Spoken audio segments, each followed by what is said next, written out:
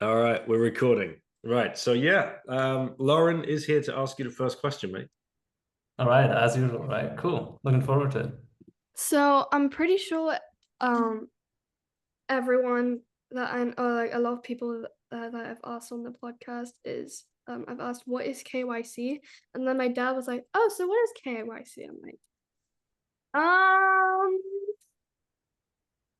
I don't know. So I just want a little reminder what KYC is. Right. So then did you Google it? No, it was like 5 minutes before the podcast. So Actually, we got this question a lot because we put this out on the app and also in the app and also on social media. And we were like, sorry, guys, I need to do KYC. And everyone's like, what is KYC? So a lot of people don't know what it is. Actually, you're not the only one. So KYC is like an abbreviation, a term in financial industry and it basically means know your customer. So that's for regulated financial intermediaries, financial companies that offer a financial service. For most services, the companies need to do that. So they need to know your customer. They need to know who the people are that they are transacting with. For example, if you download an app, a fintech or a bank or a crypto exchange or most Bitcoin apps nowadays, unfortunately as well, then you will need to tell them who you are, your name, your address, your email address, your phone number, and even mostly you also need to upload some documents like your ID card and maybe a some certificate or some utility bill or something that acts as a proof of address, so that the company really knows exactly who you are, etc. Which is not cool, to be honest. I don't like it, and I think your dad doesn't like it. But unfortunately, that's the truth. If you're a regulated financial company, you need to perform this KYC, which means you need to know all your customers. okay, yeah, now it's coming back. Yeah. Yeah. But how does it sound to you as like a 13-year-old? You want to open an account and do business with somebody, but they're going to ask you all of the details that Julian described. So they want a picture of your passport. They want and so what are the requirements specifically for Relay? There's a ID picture. Yeah, ID picture and then some sort of proof of address. So that can be a utility bill or some sort of ownership certificate, just something that proves that you are living somewhere, like proof of where you live, your address, that you can't, give a wrong address, but that's like your address. These are the two documents, not more. And you need a selfie. You need to make a selfie. And this there's also like a livelihood check in this selfie. So you will need to move your head a little bit so that the software can basically verify that you are alive. And then, of course, name, email address, phone numbers, and residential address. So just some means of contacting you, including two-factor authentication. So we'll need to make sure it's actually your email address that you control, and not you can't put some other random email address there. That's quite a lot, yeah. So KYC is basically just an extra bit of security. It's for your safety. It's there's a big discussion about this, Lauren, because some people, I used to think along those lines. I never, well, when did the internet come around? I guess I was around 22, 23 when I started making online accounts and internet banking and things like that started taking off. So for me, it's just been completely native. And credit cards and things like that. You can't get a credit card unless, and you can't get a bank account unless, and you can't do this unless that you can prove that you are who you are. And I'd never questioned it until I came to Bitcoin, and now I've flipped. I think it's overbearing, and I think it's intrusive, and I think it creates a honeypot of data for where companies have customers' details, which makes that a really interesting target for people that want to steal all of those details, and then they can sell those details onto other people, whether it's advertising companies or bad actors or whoever pays the highest bid. So I think, as usual, over-regulation, any kind of regulation, it causes unintended consequences. And I also think it hinders businesses because, Relai has been doing an incredible business for the last, how many years, Julian? 4 years now. 4 years. No problem at all until now the regulators decide, well, you can't carry on doing business as of 1st of November unless you do this to your clients. So they're being forced into doing something which they didn't want to do. They don't want to hold this data because they don't want to become a honeypot for people to come and start trying to steal it. So yeah, I have the opposite view of what I used to have, and that has been formed through being in the Bitcoin space. I don't know what the answer is, but I just know that there needs to be a discussion about it. But at the moment, that's just where we're at. It's interesting that from your perspective, Lauren, the first reaction is, okay, probably this makes the service more secure, which would be cool if it's that way. Then that's cool. It's actually a perspective that a lot of our users have as well. We had a bit more than, or we still have a bit more than 100,000 active users, and close to 20% of them already did KYC. So, before you didn't have to do it up to 1K a day. So like a couple of $100 a day you could invest without doing this KYC. But a lot of people did, some because they wanted to invest bigger amounts, couple of thousands, then they had to do it and they were fine with it. But some even did it without it. Some just had a $100 monthly savings plan, but they did verify. So we were running a lot of them, thousands of people. So we were wondering why they do this. And so we asked some of them, they also said like they feel more secure. It's just like what they are used to. But you wonder why we are forced to do that. It's fine if we offer it, right? But why are companies forced to verify every single customer, even those that really just have $100 of their monthly salary that they want to invest in Bitcoin? Why does the government need to know all of these information, every transaction of every European? I'm wondering why, and I think their argument would be, well, to fight criminal activities, terrorism, financing, anti-money laundering, tax evasion, etc. So they basically make the case that if they know everything about every transaction, if they know every single payment or investment that every single person does, then that helps them to fight criminal activities. But the criminal activities are actually like 1% of all the payments, right? And then so 99% of all the payments and investments, they have this effort. They have to spend a lot of time and money and effort to do all these things. All these companies need to do all these checks with all these millions of people, and all these people are losing time and energy, and like it's frustrating to do this with, I don't know how many financial apps you would use, 5, 6, 7 maybe. It's hours and hours and hours of time that is wasted, a lot of effort and a lot of money that is wasted for actually 99% of the people just want to do their stuff. They don't want to do any criminal activities. And here's the point: the 1% that want to do criminal activities like money laundering or terrorist financing or whatever, guess what? They will find a way. Somehow they will find a way anyway. You can't control. So that's what this is my big question. Why do we have to do this? And I also still don't really have an answer. I just know we have to. Yeah. I mean, the bureaucracy around it all is just so bloated.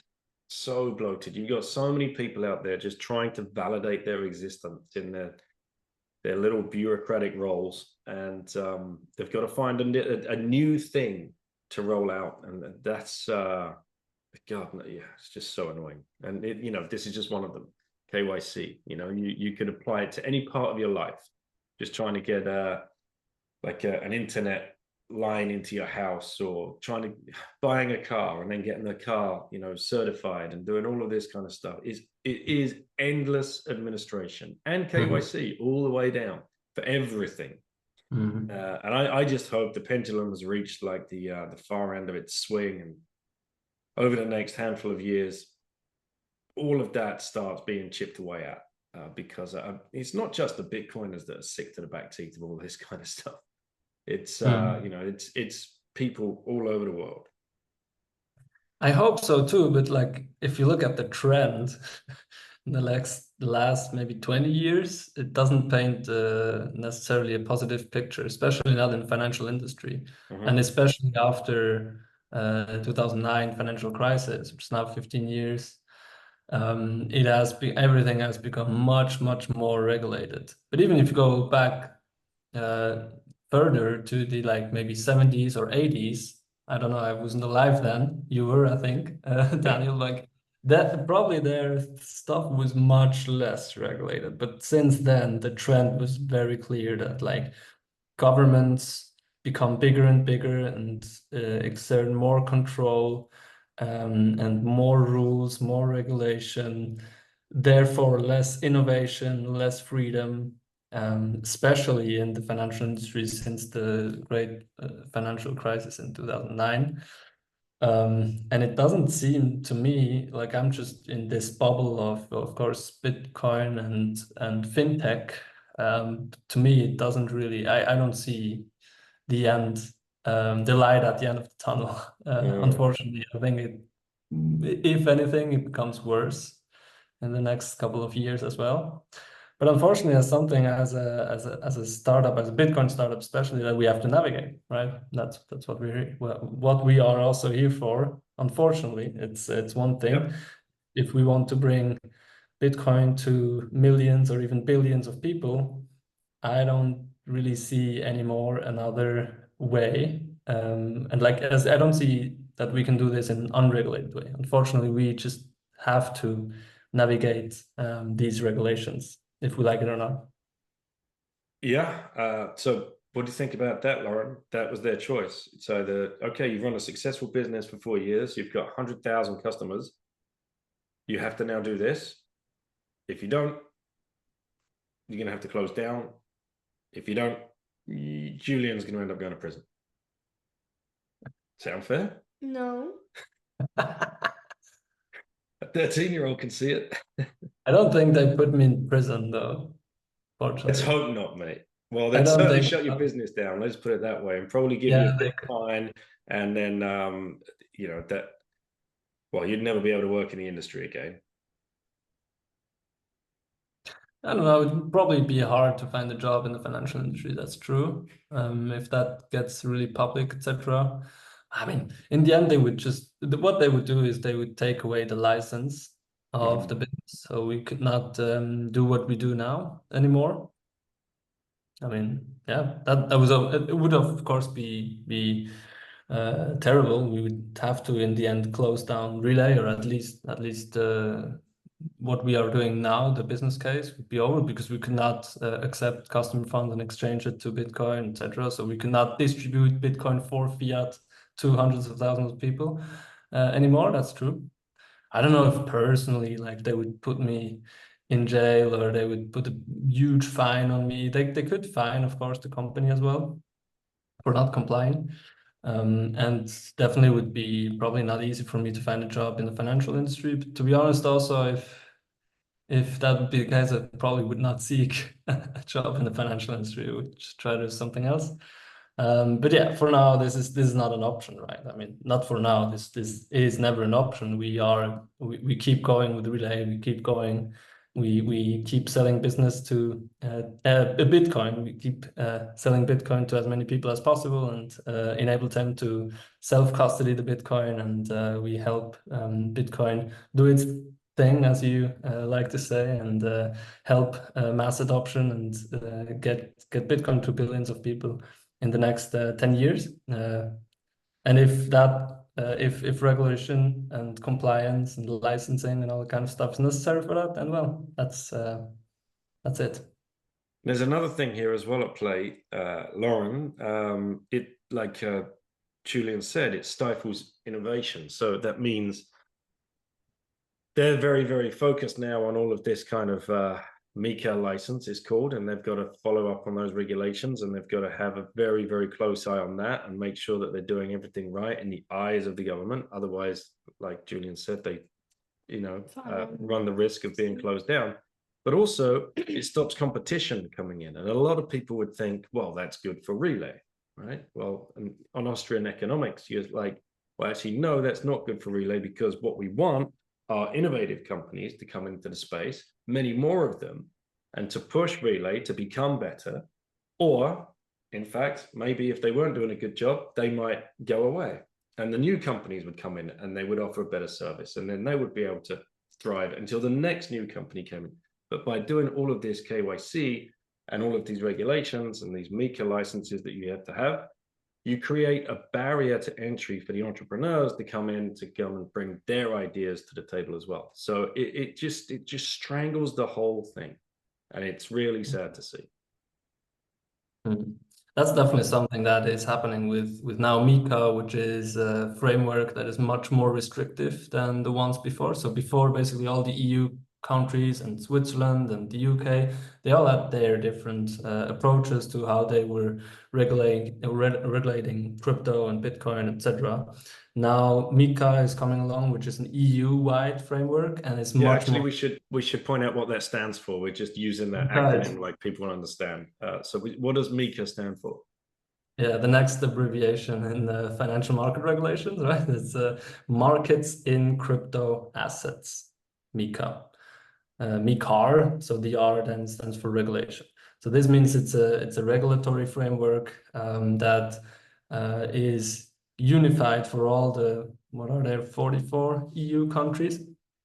And what's different here is now that the subject of regulation is not anymore the company and where the company is based, but it's the users and where the users are based. So for us, even though we are based in Switzerland, and before MiCA, we were able to, from Switzerland, just offer a service, and whoever found out about the service, wherever this person was located in, an EU country or in the UK or wherever, they could just use Relai, the Swiss company offering, etc. And that was fine. Now it changes to, okay, the regulators check whether we have the right to serve a customer from France or from any other EU country, Germany, whatever. And so therefore we are kind of forced to set up also a company and get a license in an EU country. And from there on, then be part of this MiCA regulation and follow all their rules, which are much more restrictive than the ones in Switzerland, although the ones in Switzerland are also getting more restrictive. That's why we have been ending up already earlier than MiCA comes into effect, which is in January, to be kind of forced to do this step of kind of fully verifying all of our users. But yeah, that's just the trend, that there are new regulatory frameworks that are more restrictive, and it's not a choice. You need to comply with them. And as you said, that has, of course, the effect that you need to set up a company, you need to hire people, you need to get this license, you need to hire lawyers and accountants and auditors, and you need to engage with banks, and you need to go all through hundreds, if not thousands, of pages of compliance policies that you need to write, etc. It's a lot of effort, a lot of time, a lot of money that you have to invest, and then let alone the actual execution of actually verifying all the users and doing all these processes, implementing all these processes, etc. The technology around it and the cybersecurity aspects, doing all these audits on compliance side, but also on the tech side, etc. It's a lot of time, a lot of effort, a lot of money that you have to spend just because you have to comply with these rules. Otherwise, they put you out of business. And that's why that's what stifles innovation. If a newcomer company came to market 4 or 5 years ago, and that's what we saw. All the Bitcoin-only companies we have now in Europe, you know, Relai, Bitter, Pocket Bitcoin, 21 Bitcoin, Coinfinity, etc. All these cool companies, they came to market 4 or 5 years ago or even earlier, which that was still really possible then because the barrier to entry was low. You didn't have to do all these things. Now, if you wanted to go to market now with such a company, like immediately you need 10 people and immediately you need at least $1 million or 2 million in funding, right? So the barrier of entry for a new company, a startup, is now much higher than before. And I think this trend will continue with the second version of Mika, etc. So all of a sudden you will need dozens of people and millions of funding. And not everyone can do that, right? Much less companies will come to market. And so the competition will be lower, which some people, some entrepreneurs, and especially investors, they like that, of course, because, you know, less competition, more market share for us, etc.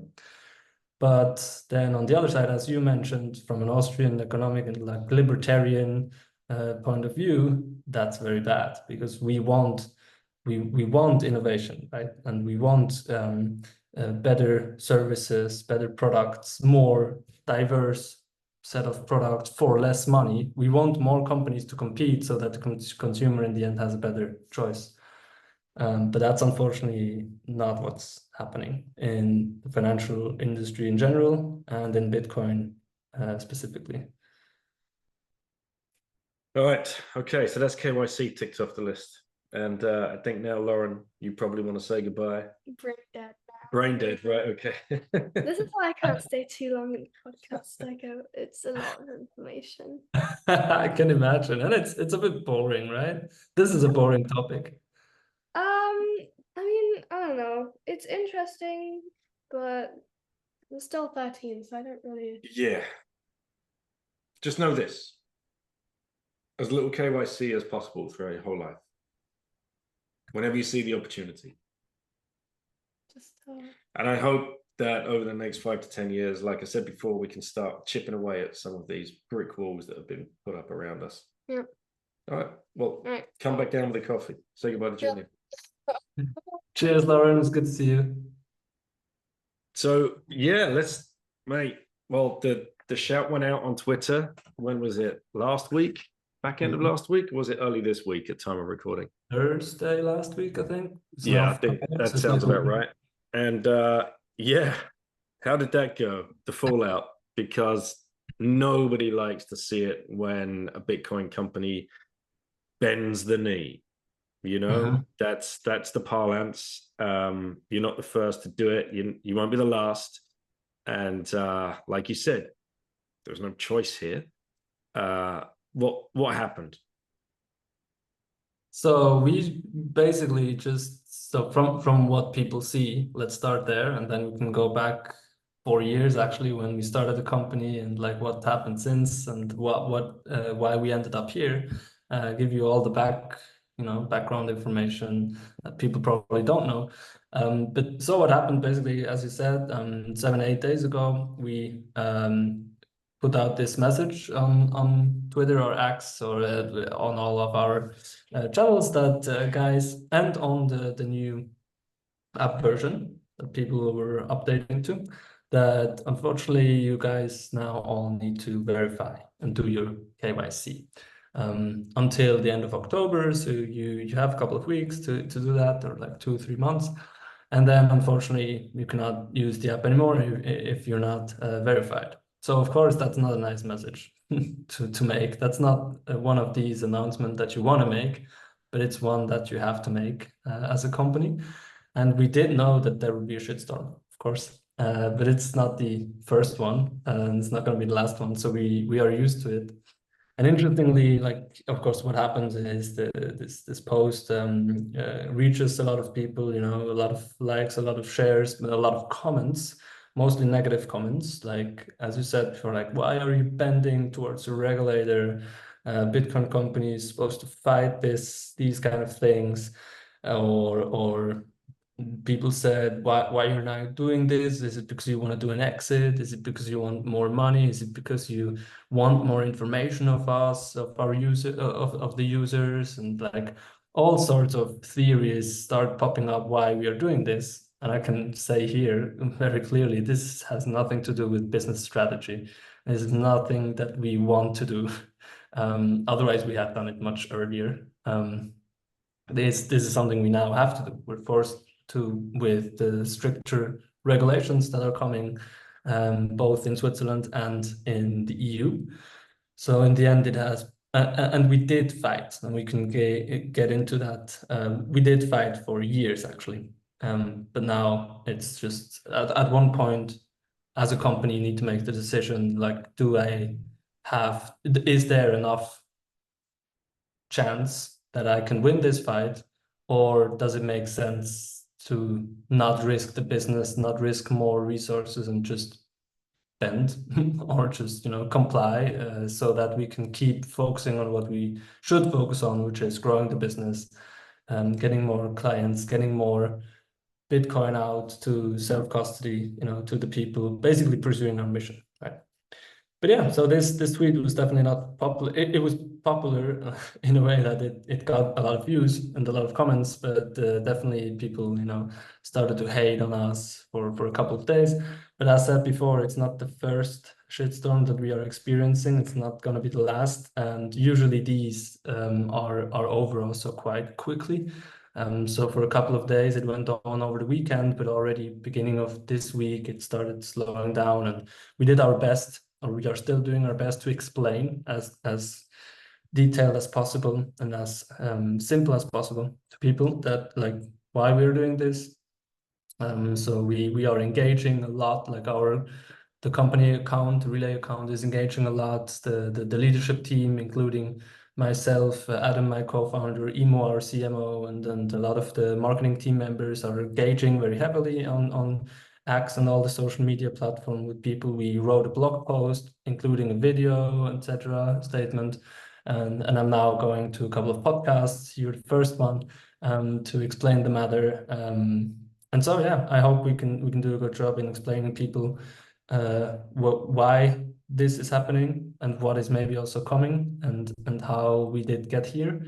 And I think it's important. I think most of these people that are hating, they don't maybe mean it in a bad way, or I don't know why they're doing it, but I think mostly it's because of them don't understand. And they can't really understand, of course, because they are not, day to day dealing with the regulators and the company and a startup and in the financial industry. It's very tough, and it's very complicated and sometimes very counterintuitive. So if you don't deal with it on a like full-time basis, I can understand that you lack the information and you are quick in like, oh, you motherfuckers, you just want to make more money, you just want my data, fuck off, I now go to another service. That's fine. But there isn't another service, Julian. That's the point. Like you guys were the last stand. This was it. And it was KYC light, right? Like you said, up to 1,000 Swiss or equivalent per day is what people could stack without verifying. And even that was questionable because you're still adding, if you've added Google Pay, they've got your details anyway. Or if you're using your bank card, they've got your details anyway. It was as light as it was going to get. And you were the last guys on the street for that. And I think that's probably why people are a little bit upset, because they knew that.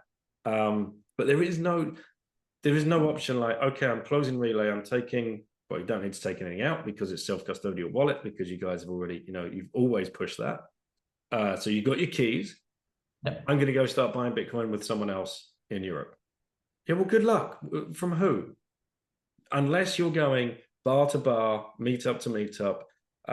Shout out to Vexel, because Grafton at Vexel are doing a great job of trying to grow a purely peer-to-peer app. But Grafton will tell you this is early days. There's not that many people that are doing this yet. There's nowhere else to go, man. Like, and this is what we're talking about, stifling the innovation, and it is worrying. But yeah, like you listed 5 or 6 companies earlier. It's all KYC, and people like, so Strike have just launched here as well. Mm-hmm. I mean, I've downloaded the app. I've gone through the process. I got shaken out of the process because of the level of verification it took. And in the UK, it's even worse because in the UK, you have to take a questionnaire first. I don't know if you're aware of that. That's why we are not currently serving the UK. It's right. much worse in the UK than in the EU. At one So point, you're not serving the UK because of the extra level of regulation that Yeah, it's another level, another layer. As you said, like you basically need to do a full-fledged interview with every customer on like, okay, let's sit down together and like, what exactly are you trying to do here? It's just ridiculous. And then it's always, as a business, you always need to think about and make the decision in, look, is it worth the effort? Like, what's the return on this investment? And UK is an interesting market. It's maybe what 50, 60 million people in total. It's interesting, but then the whole EU is like 400 million people. So that's where now we focus mostly, and that's also where we have our most users. Like organically, we get most of the users there. So we focus on that, and once we want that market, then of course we'll expand to other markets as well. But you have to do it in a step-by-step approach where you always balance, okay, what's the effort and what's the risk and what's the investment, and then what's the outcome of this? And if these don't match, if the outcome is not bigger, the return is not bigger than the investment, then for now we focus on other things, right? So yeah, I'd be remiss if I didn't note the P2P platforms that people can go and check out if they want. Hodl, Peach, Beask are the ones that spring to mind. Vexel is an app that you can download.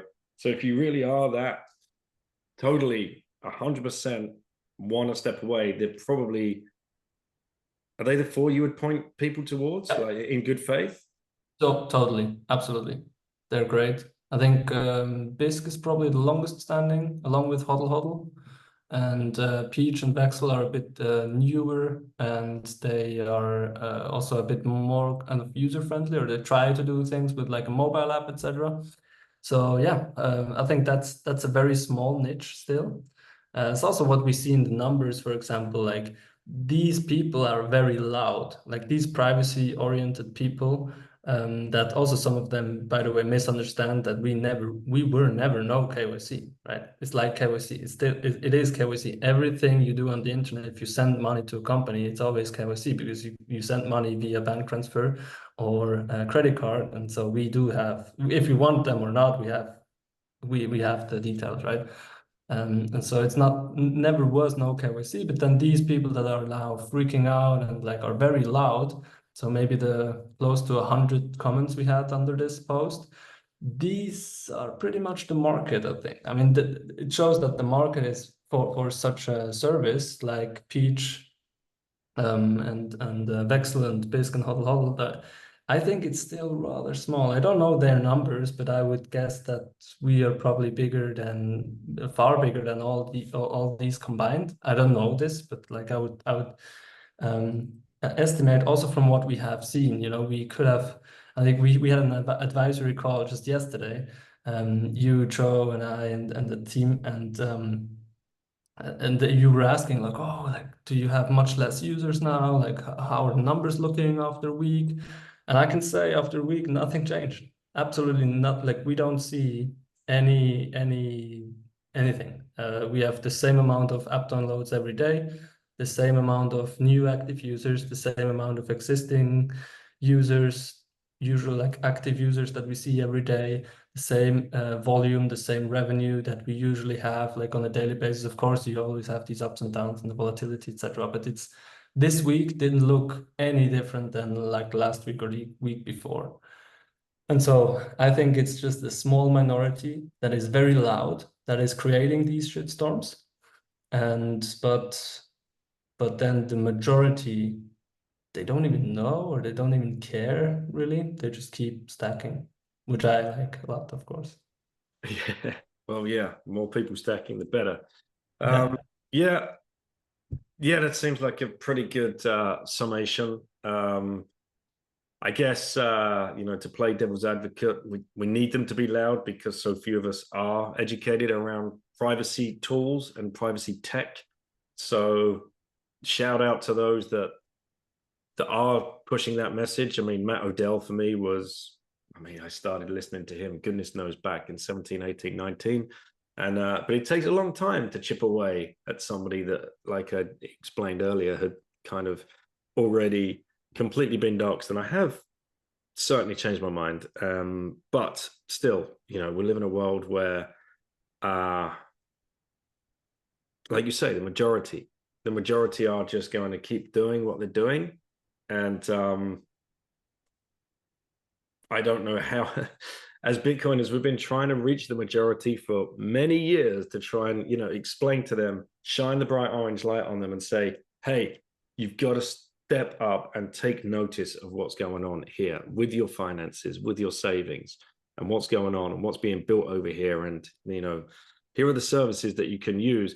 So if we were to start losing those services, yeah, that would be even worse, because then you've got no way of bringing people in, and they'll start turning to ETFs and things like that.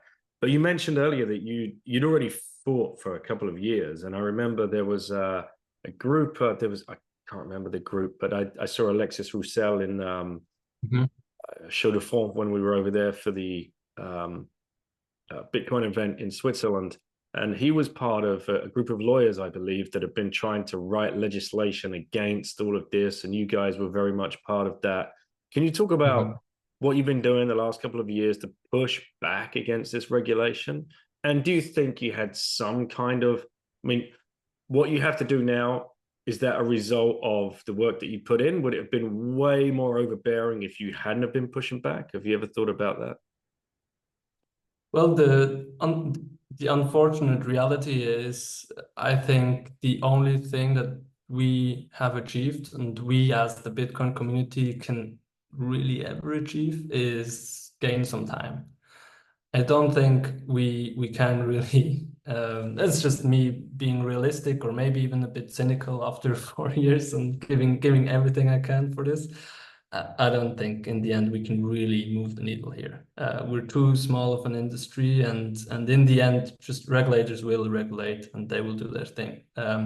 If you don't fight, they will do it quickly, and if you fight, it will take more time. And maybe you can get some small wins, and that's why I'm very grateful that Alexis, for example, and also Lucius Meiser in Switzerland and Lukas Betschart with the Bitcoin Association Switzerland, and there's this lobby group called Swiss Blockchain Federation, SBF, horrible name, horrible abbreviation.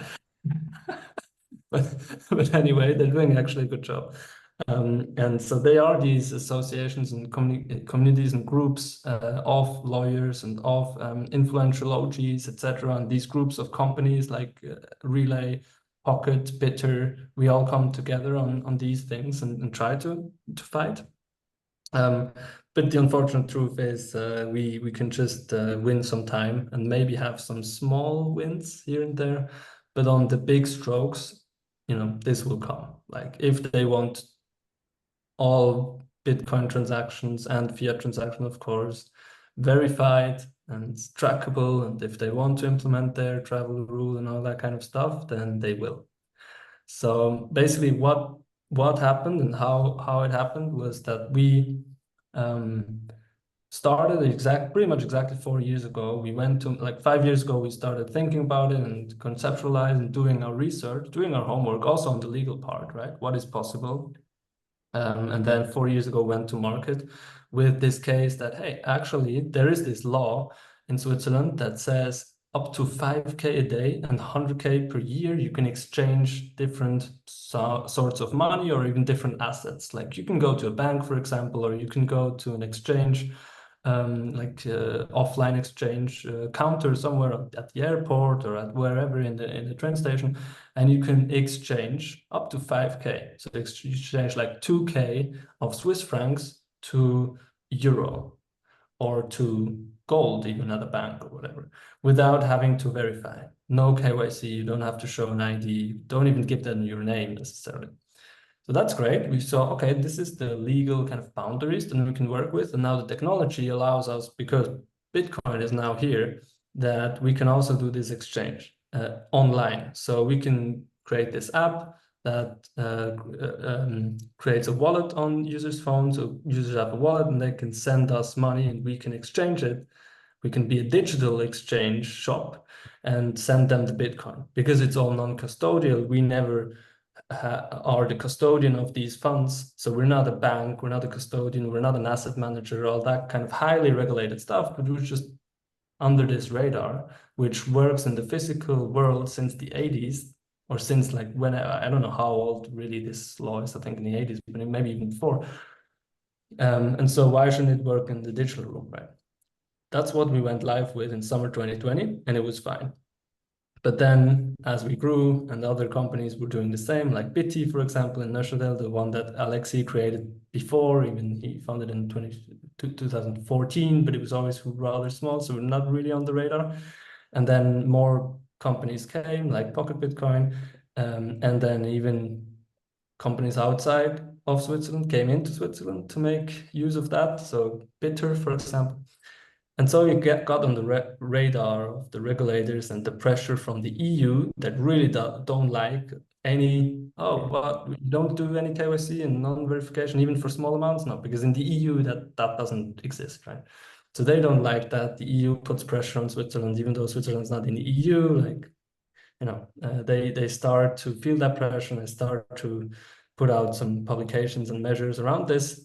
So in 2021, what happened is that actually FINMA pretty quickly lowered this limit from 5K to 1K for Bitcoin only. Like for gold and for other currencies, it's still the same limit, 5K a day, 100K a year. But they started discriminating Bitcoin and cryptocurrencies, blocked everything that's on a blockchain, technology, whatever, asset. So they start discriminating different technologies, which actually, as a principle, the Swiss regulators never want to do. There is this principle that the regulation should be technology neutral, but it's not the case anymore. So they started discriminating, going stricter, more heavy on Bitcoin. But we were like eating that, okay, and then implementing that. But then that's where we started also to push back on these things, because there was more pressure. They even wanted to bring, and they are about to bring these thresholds down even more. They then put out a paper in August 21 that actually they want the companies to verify every ongoing business relationship. Now, what is an ongoing business relationship? That was not defined by that. But that's then to the actual regulators, which are the SROs, another abbreviation. It's called self-regulatory organization, where companies like us and Pocket, etc., we need to be a member of them. These are basically the ones that give us the actual license. And together with the auditors, they audit us and they then report to the SROs, and the SROs, grant us the license or not. And then these guys have to make the interpretation of what exactly is an ongoing business relationship. And at the beginning, they didn't really have this interpretation, so we were just going on as before. But then they started to say, okay, based on this paper of August 21 and FINMA, we actually now start defining ongoing relationships as a customer that does maybe 1K a month. So from 1K a day to 1K a month. And then that was the big pushback. That was when Alexei and all the whole group of individuals and companies came together and was like, no, guys, like this is super like random. How did we come from 5K a day and 100K a year only for Bitcoin to like 1K a month and 12K a year? It's like, come on. And then mainly Alexei and Lucius and the guys, but we supported that initiative, of course. They were able to push back for a couple of years, but then individually this fight went on. Individually meaning that the SROs are always in our neck and in all the other companies. Like this is not publicly going on, but this fight goes on individually with every company. And so we had, letters back and forth.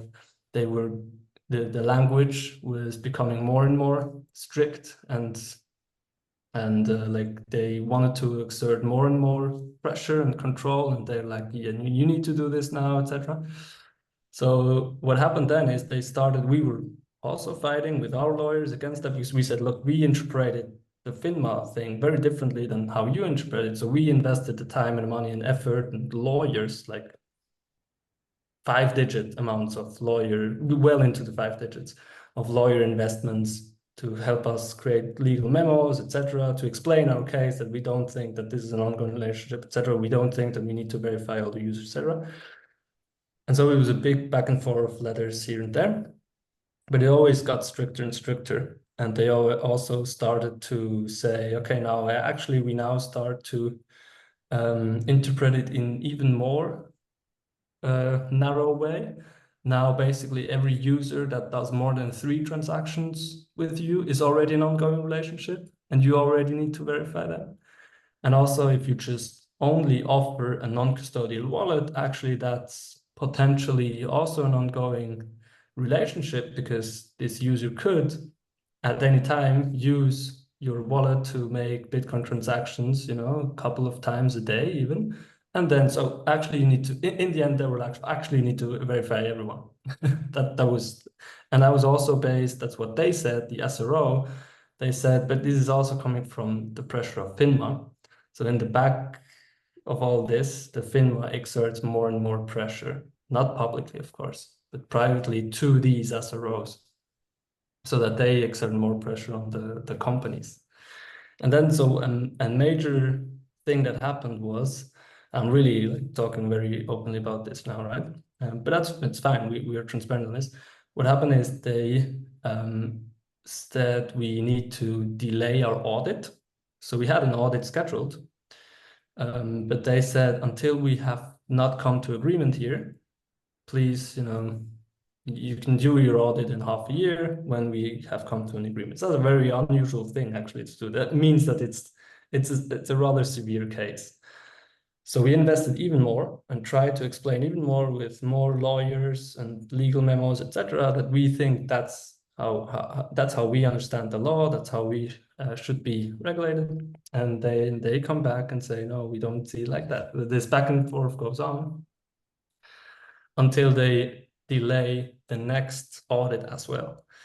And our auditor said that this has almost never happened. Like it now gets very severe. Like probably you should now act, because if you just can't have an audit for like 2 years or whatever, then it gets very hard to also, on board with banks or with other payment service providers, etc. So you get step by step, you get cut off from the regulated financial system if you do not comply, right? Even though you don't agree with their rules, you interpret the rules that are very vague.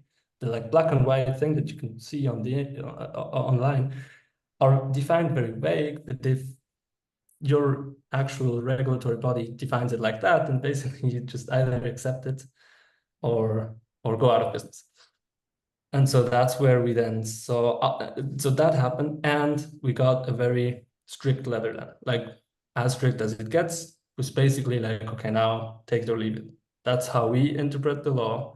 We think that if you offer non-custodial wallet to user, that's an ongoing business relationship, and that potentially, or like this is a potential payment service that you are providing. And that for us means it's AML relevant, and therefore you need to verify all your users. So basically, and then if you don't do that, then we consider sanctions and taking away the license. So that's what happened, and that made us decide in Switzerland that we need to go this way anyway. Now there was still the option, and that's now the business strategic thinking. There would still be the option, because we're in the process of getting the license in France and in EU to enter the EU market, that the EU might see this differently. So we can kind of have 2 apps, or 2, at least in the background, 2 companies, one for Switzerland and one for the EU. So we evaluated that more, because also we already now have like 70-80% of our users are coming from EU countries that grew organically without even us being out there actively. So once we have the MiCA license next year and can go out and do active customer acquisition, this will be more, it will make 90% probably or more of the users that come out of the EU. So that's actually the more important playing field for us. And so we went into the details there with our lawyers in France, and there the MiCA regulation is similar. It's not very clear, but what they suggested is most likely in the EU under the MiCA, it will be viewed. So of course, every transaction there needs to be KYC'd. Every buy and sell transaction, even if it's $10, will be fully KYC'd. Non-custodial wallet, which they call self-hosted wallets, are not a regulated service there. So they view it, at least at this point still, you don't know about the next versions of this regulation, but currently they view it as that's not AML relevant. So you don't have to verify people to offer a non-custodial wallet. In Switzerland, you do. But you need to verify all the users that do an exchange. But the thing is, if you offer both of them in one app, they just look at it as, okay, that's a financial service. So you can't have the app and leave it unverified. Like users can download the app and use the wallet without verifying, and only when they buy, when they actually do the AML relevant service, then you can verify them. No, that's not how they look at it. They look at it, okay, in this app, people can buy. Okay, then you need to KYC all of them, right? And so then we are in a situation where, for different reasons, but in both jurisdictions, we need to verify all the users. So there's no real, it doesn't make sense to fight it anymore from a business perspective and to put more resources into that fight. And it also doesn't make sense to try to separate these two companies to kind of still be able to serve some users in a non-KYC way. It's just, at one point now, we basically, after 3 years of fighting, we just came to the conclusion and made the realistic and probably the right business decision to, okay, let's eat this frog. Let's go through it now that we're still relatively small. Like before we have millions of users, which would be a bigger pain. Let's do it now and be fully compliant, be ready for the EU expansion.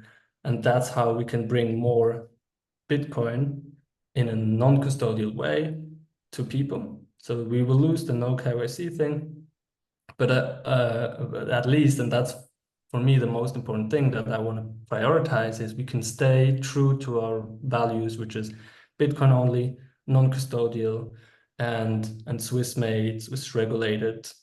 And so that's how this decision came about, and that's what we are executing on now. And it's tough, it sucks from a personal perspective that we have to do that, but I think it was the right decision. And I think on the long run, even though maybe other companies are still fighting for it a bit, and maybe they will win sometime, in the long run, it was the right decision and it was inevitable.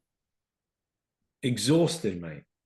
Absolutely exhausting. Like dealing with lawyers and auditors and all this kind of stuff. And like, who makes the the lawyers must have been making so much bank out of all of this. They sit in between, and then they're incentivized to interpret these letters in such a different way, give you a glimmer of hope, to keep you fighting, and then to go, because the longer it draws out for them, the better, because the more money they're going to make. And I can't help that, who are they? Who are these regulators? Was it just one dude trying to make a point, or was it a team of people that had just got to be in their bonnet, or was there someone even higher up from them that are just pushing this down? Because like you said, to go from like 1,000 a day to be able to like buy, no problem, no KYC, walk into a shop front if you want, and 5,000. 5,000 a day, excuse me, for that. But then to discriminate against Bitcoin down to 1,000 a day, and then to discriminate further down to 1,000 a month, that's powerful. Like that's a red flag immediately. And now that's when people are like, this really is an attack on Bitcoin and Bitcoin services. And where is that coming from? Because it can't just be the dude in the regulator's office, like sitting there thinking, how do I make life hell for these guys today? I mean, is he trying to make a name for himself? It doesn't, I don't know. So have you thought deeper about that or have any insights? I would not speculate on that. I probably it's a combination of a lot of things, and we don't have the insight on that, to be honest. We don't see. In the end, these are organizations, and organizations consist of people that follow a protocol, like a rule book, and these institutions are much older than like any individual, right? So I think it's it's a combination of these rules that are in the end also influenced by politics, by pressure from the EU that have stricter rules, Switzerland less. They don't want to risk their relationships with the big EU countries like Germany and France and Italy, etc. So they do start to at least make a step towards these stricter regulations, and they need to show it somehow. So they show it maybe in these kind of cases where they start regulating more strictly and executing more strictly. So the rules and then this whole trend of overregulation that we are seeing for decades now, which we have already discussed, is also then taking place in these rule books and in these institutions. So it's always, if you have to decide, you're not sure, you will always go for the more, not less regulation if you're sitting in these chairs. And then of course there's always private people that are making these decisions, and people that work for such institutions are usually not risk takers. To say the least, right? Yeah, They absolutely. try to cover their ass.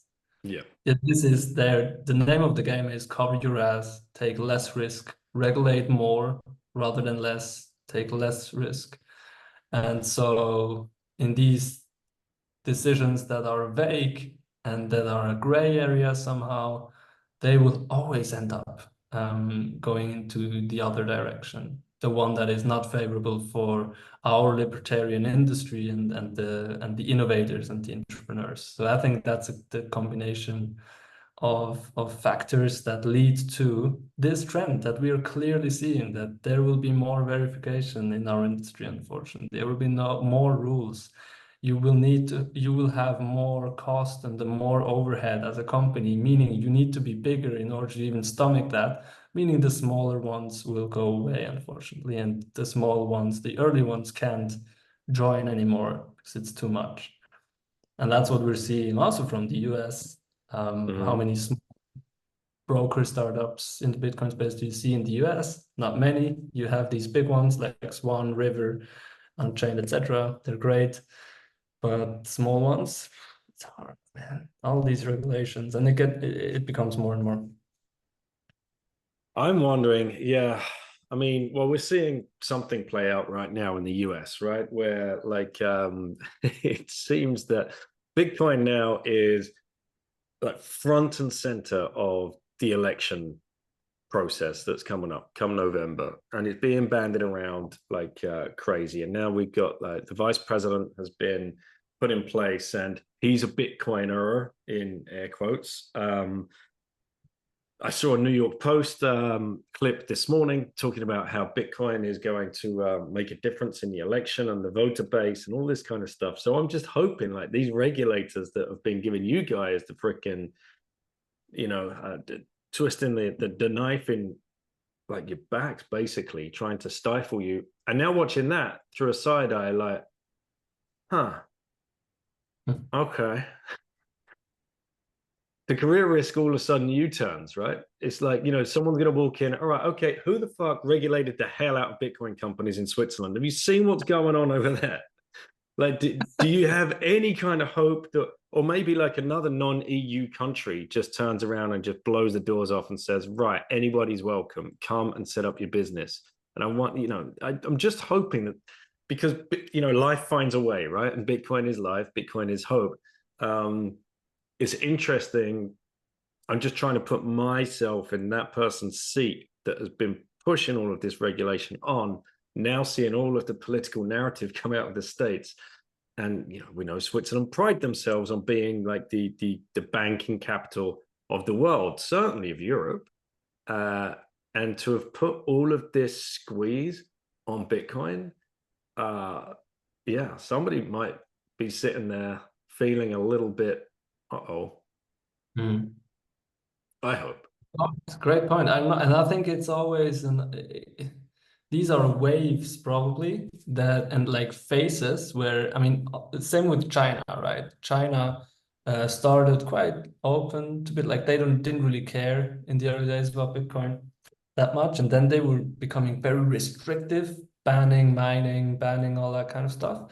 And now they like the International Bank of China puts out a statement that actually Bitcoin can be viewed as digital gold and might have a future, etc. So quite positive tune now on Bitcoin. And I think there have been at least rumors or statements that the Bitcoin mining ban will be also going away in China. So it seems that they have changed their stance quite a lot. In the US, clearly, like still 2-3 years ago, they were super restrictive, right? And the SEC sues Coinbase, etc. Like they were after FTX, they were going after all the crypto and Bitcoin businesses and regulation pumps, etc. Which is the Biden administration, which was the Biden administration. Now Trump is coming and somehow got orange pilled, or maybe he just wants to vote or whatever. But he is now changing the tune very heavily, along with Larry Fink and other very influential guys. He now hires this vice president that is pro Bitcoin, and he takes money from the Winklevoss bros and Bailey and all these Bitcoiners, the Kraken, Jerome, no, Jesse Powell. Jesse Powell, yeah. Yeah, all these Bitcoiners are now, he takes all these millions and billions and he gets advice about crypto from Elon Musk. And so it is changing a lot. Like they now see an opportunity in Bitcoin and he uses it very heavily in his favor to win the election. And if he will win, most likely there will be positive outcomes coming from the US. Europe is a bit different. Europe, I think, was quite open.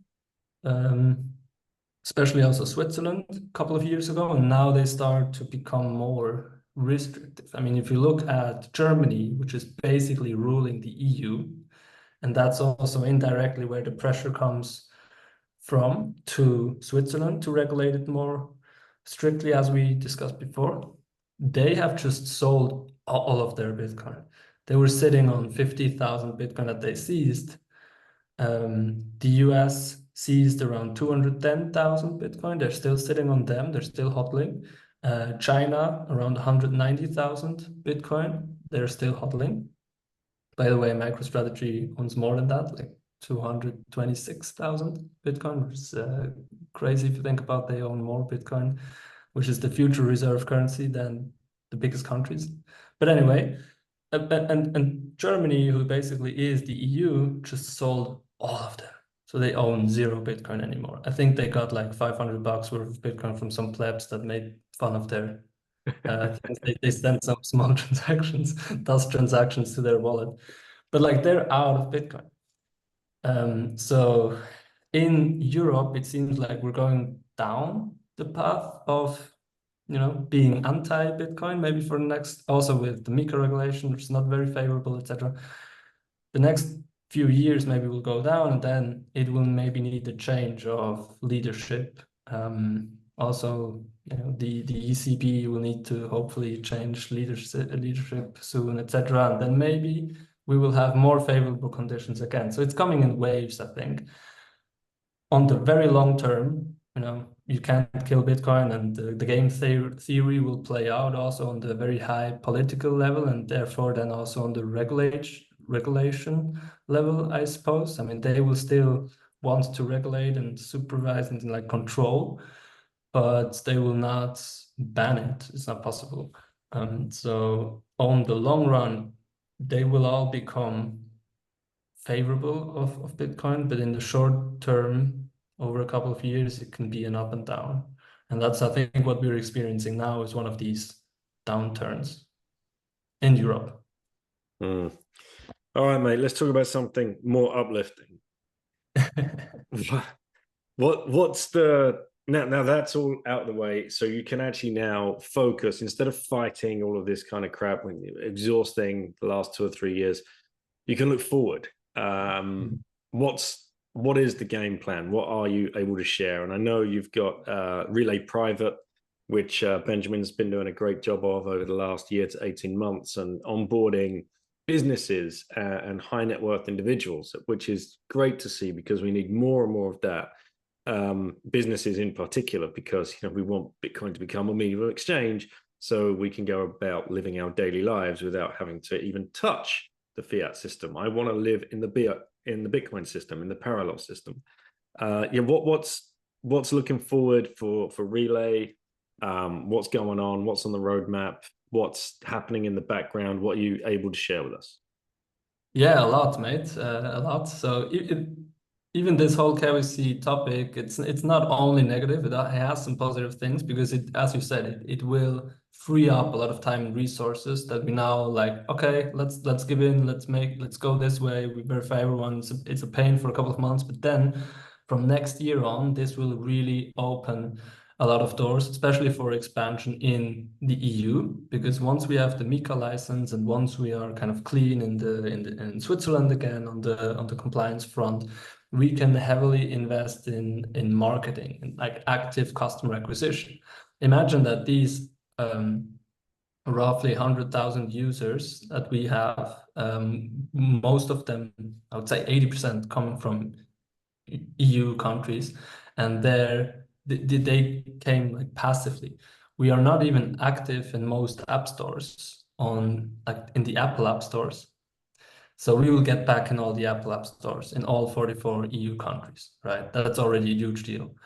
We will be able to finally get banking relationships and other payment service provider relationships going. That means we can offer instant SEPA. 24/7 people will be able to send money within a minute to us and like buy the dip, or they won't have these 2-3 day delays anymore because they need to send money to Switzerland. They will not pay these 15-20 bucks per transaction anymore, which some old school banks still are asking for. It's fucking crazy. But so this is all going away because we will be able to integrate more. Now that we have these higher licenses and do all these verification, means that we can integrate with the traditional financial system more, and means we can offer a better user experience. At the same time, we're cooking up a lot on the retail app itself. So the app will be much nicer from a UX UI point of view, like the tracking of the Bitcoin price and your own stack. The having everything in one app that a Bitcoiner needs, including, of course, buy, sell, set up a savings plan, send, receive with your Bitcoin on-chain wallet, but also with your Lightning wallet, which is already live now. It's a beta. It will become much better. Now it's mainly invoice-based. We will work on LN URL and then Lightning addresses. So it will be a fully fledged non-custodial Lightning wallet based on the same seed you already have. It's super cool. It's all, Bitcoin only, non-custodial. And on top of that, you'll be able to connect your external hardware wallet as well. So on this same wallet screen, you will see your Relai on-chain wallet, your Lightning wallet, and your Bitbox or Trezor or whatever you have.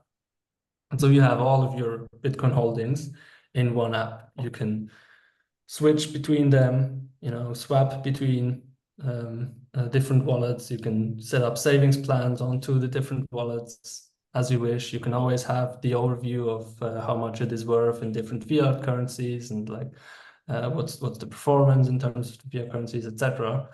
And so you basically don't need any other app anymore if you think about it. Now you have maybe an on-chain mobile wallet. You have a Lightning wallet, which is another app. that is maybe custodial, whatever. Then you have your hardware wallet somewhere, and then you have a portfolio tracking app somewhere. You don't need all of that anymore. You have one single app. Then there are cool things that, for example, social sending. So you can send to contacts instead of just sending to addresses. Saving buckets, so you can save for yourself, but also for your kids in different savings plan on different wallets, and you can connect as many wallets as you want. So there's a lot of cool things coming up on the retail side, like in the app. And while we are speaking, we are preparing the launch of our Relai Private web app. So that's a web app because our private customers and business customers, we now have more than 300 of them. They are asking for a web app where they can do their big business, like they're investing 250,000 here, 100,000 here, 500K here, and they want the business like a web app where they have a dashboard, etc., where they can also connect their hardware wallet and buy directly to their hardware wallet for more security, etc. That's going to go live very soon, and there we see a lot of potential. Also building other services around that. So it's funny now that out of these 100,000 retail users, every day we get several inquiries for private or business clients, like high net worth individuals, rich people, or entrepreneurs that own a business that want to take Bitcoin onto their portfolio or onto their balance sheet in a fully non-custodial way. Again, of course, which is cool, which we are helping now. Ben, as you said, is helping them now with advice on how they can buy, set up their multi-sig if needed with their hardware wallet, etc. But also they are asking for more services, which we will build on top or start offering from next year on. Which is, they ask about tax, for example, or they ask about, okay, multi-sig, or should I do self-custody? If yes, how should I do custody? Most of people don't want to do custody, but some. And then, accounting, they have questions around accounting. They have questions around inheritance, like inheritance planning. If I own, all of a sudden I own 50 Bitcoin, well, I want to make sure if I get hit by the bus tomorrow, that is being handled well, and my kids will get the Bitcoin. And Are they then asking about loaning products as well? Sorry? Are they asking about loan products? Whether you'd be able... The next point, lending. Yes, Right. they do. Yeah. They do, because they don't want to, especially entrepreneurs on the private side, but mainly also on the business side, they want to stack. They want to have a Bitcoin treasury strategy where they want to accumulate as much Bitcoin per share as possible, or as many Bitcoin on their balance sheet as possible. But of course, they have to pay bills, salaries, taxes, etc. So they need a lot of cash. But they don't want to sell their Bitcoin. They don't want to be forced to sell the Bitcoin when the price is down. They still also don't want to sell when it's up. So what they want to do is to deposit the Bitcoin. It's still theirs, but they deposit it so they can get cash. They are willing to pay an interest rate of actually quite high, like up to 10%, because they believe, okay, in the last 10 years, the average Bitcoin performance in fiat terms per year was like 45%. So if I want to hold them for the next 10 years, and it's going to be roughly the same, I'm happy to pay 10% a year so that I can use the cash. So basically, they deposit Bitcoin, they get like a 65% loan to value. So then if they deposit $1 million worth of Bitcoin, they get 650K in cash, which they can use. And at any point, if they want, they can redeem it again. But most of them, they would like to leave it there. They would like to use cash, but leave the Bitcoin there, and it's still theirs, right? They don't want to touch their Bitcoin. So these are all this is a service portfolio that we're now learning what these people want, people and businesses, because we have the experience now for roughly 2 years of working with these more than 300 clients and more every day. We're learning about their needs, and based on that, we build this service and product portfolio. I think there's so much potential still. I mean, there are 25 million SMEs, small and medium-sized enterprises in Europe.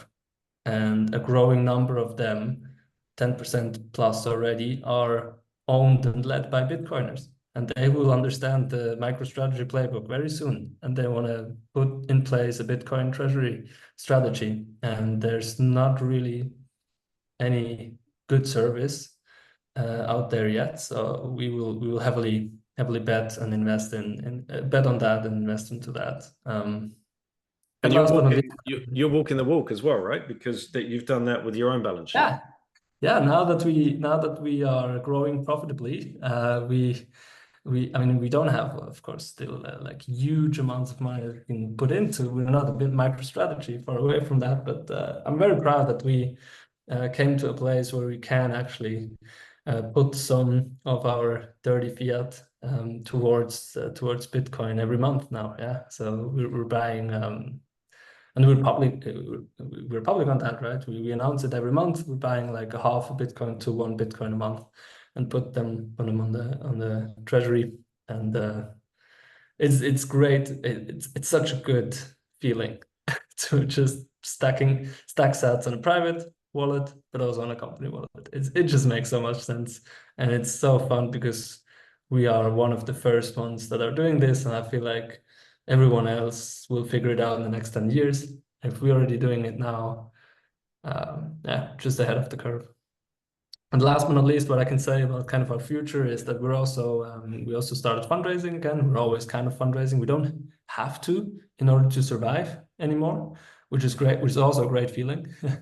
But we do want to raise more funds to grow more aggressively and to bring more Bitcoin to more people, especially in the EU. Once we have the MiCA license next year, we can do active marketing, which is going to be awesome. And there's so much more growth potential that we can unlock if we have a couple of millions that we can invest into that, right?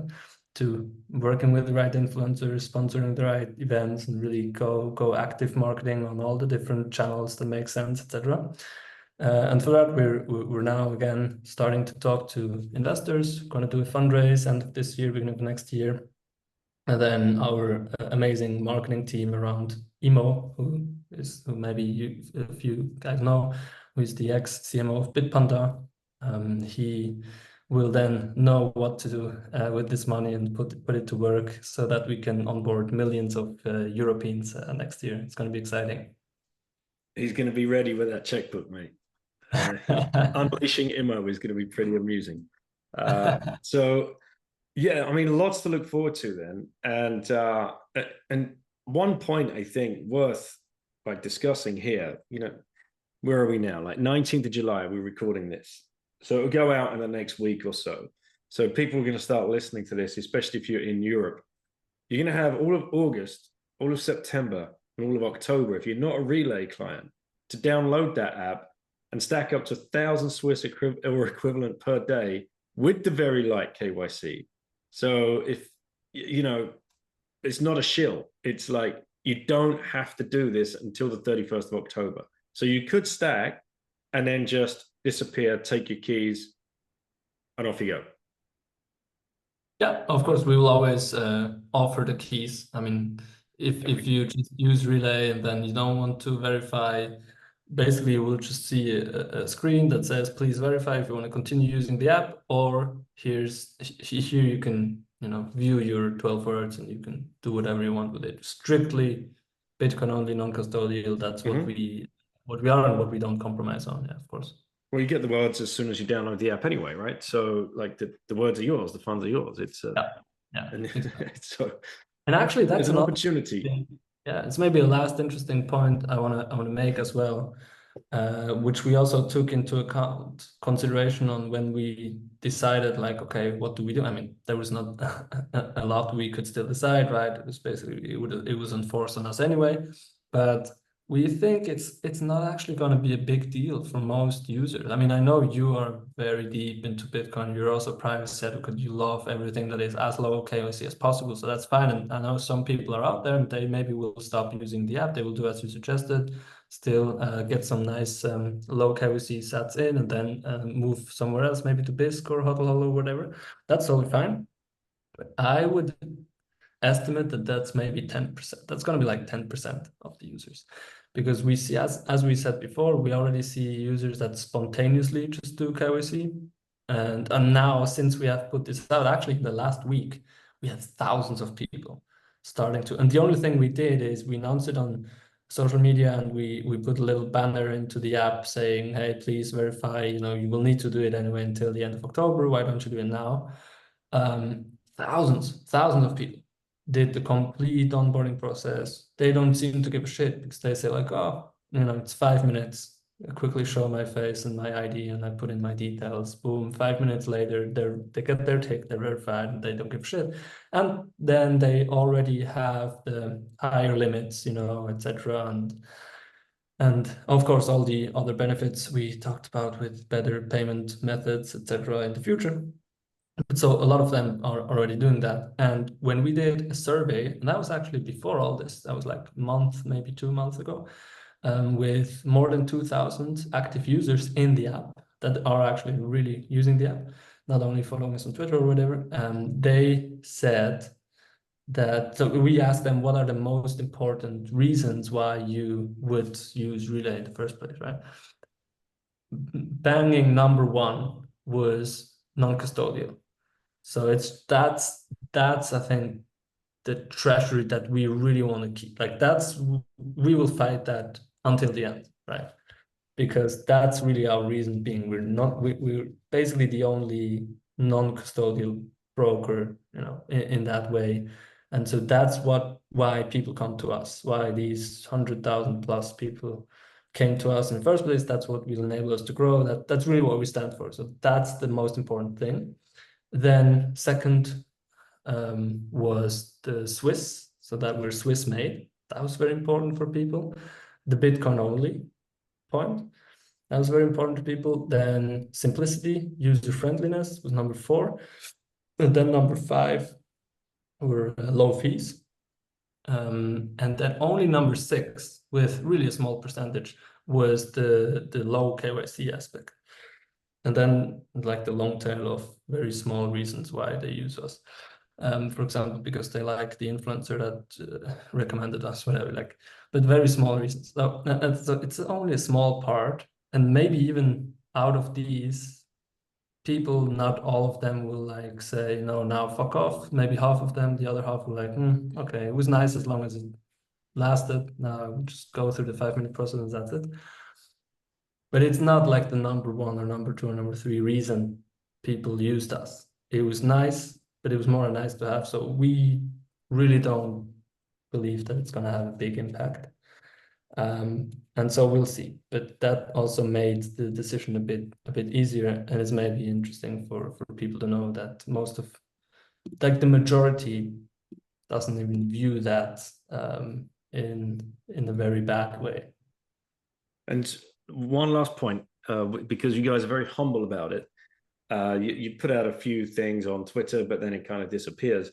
But you've been winning awards in Normiland for the last, ever since you basically started the business. Do you want to talk about those awards and where they come from? Like talk about the latest one, perhaps? Yeah, sure. I mean, these awards are nice, but in Switzerland there are many of them. I don't know why, but also in Europe there are a couple of mentions. We got mentioned on the list of, I think, the 10 fastest growing fintech startups in Europe from Sifted. Sifted is very renowned and popular and credible magazine, so a startup magazine. So that was cool. So yeah, we got these mentions and these awards. The last award was we actually were number 1 in the category of the Swiss crypto startup of the year, Swiss crypto awards, and then in the category of startups we were number 1.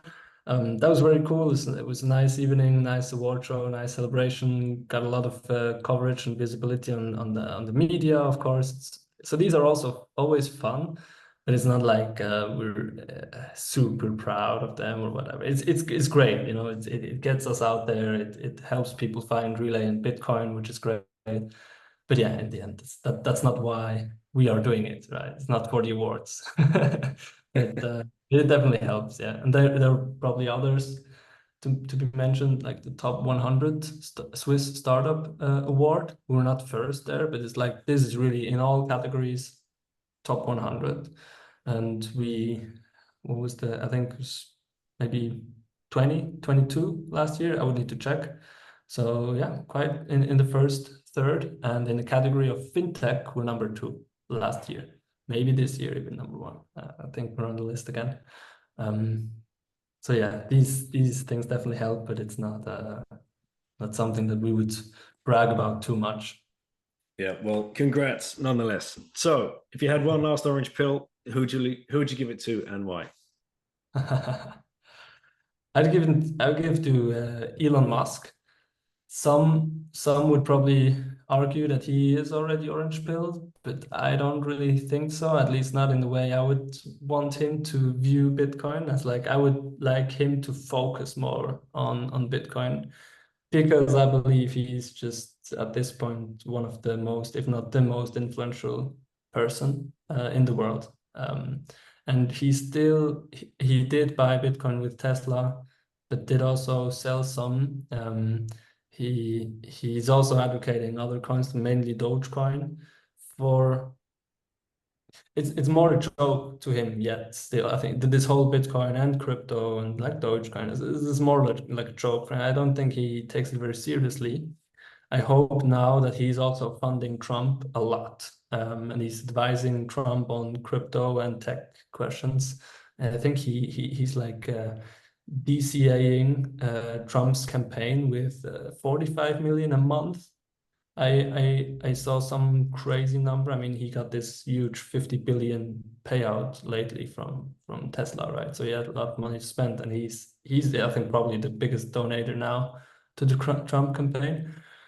So he's definitely in his ears. And Trump will most likely win. He will also help him win with like his tweets, etc. He has what 50 million Twitter followers or whatever, or maybe close to 100 million. I don't know, but like he's a very vocal, very influential guy. One of the richest, probably soon in the next couple of years, there will be by far the richest person. So I would really like him to deeply understand what's wrong with our financial system and why Bitcoin is the solution, and like really get orange pilled. And so he also uses his influence to help Bitcoin go mainstream and change the world to the better through this. Help Trump implement the Bitcoin treasury strategy for the US, so other nations are also following, and other companies will follow, publicly traded companies, the ones that he owns as well, like Tesla, etc. And all his entrepreneur friends like Sergey from Google and all the other influential friends he has, because he can be very convincing. So yeah, I think that would help. That will help a lot. You can think about Elon what you want. He's a very